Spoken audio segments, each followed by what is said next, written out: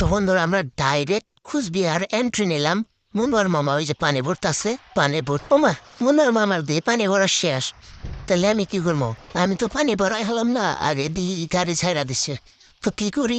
যাই কে, মুন্নার মামা তো বসছে অন্য চালান ছিলাম দেখান, জীবনটা তো বাঁচান লাগবো নাকি।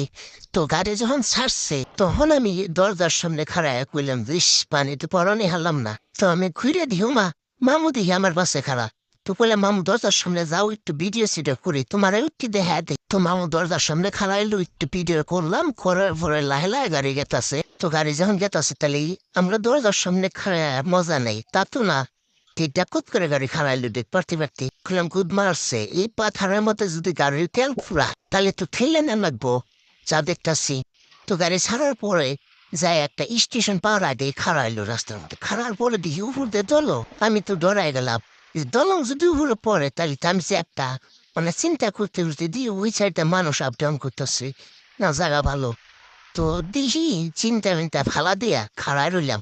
খাড়া থাকার পরে মরদা মানুষ এত ডরাইলে কাম হইব না। তো দেখি একটা সুরঙ্গের ভিতর দেয়া মানে গাতার মধ্যে ট্রেন ঢুকিয়ে গেল। কইলাম গুষ্টি মারছে, এই গাতার থেকে যদি না বাড়া হয় তাহলে তো জীবন শেষ। পরে দেখি না গাতায় থেকে পারাইছে। এই গাতার আসছে জামালপুর স্টেশন পাওয়ার আগে। তো জামালপুর স্টেশন পাওয়ার আগে যদি তাহলে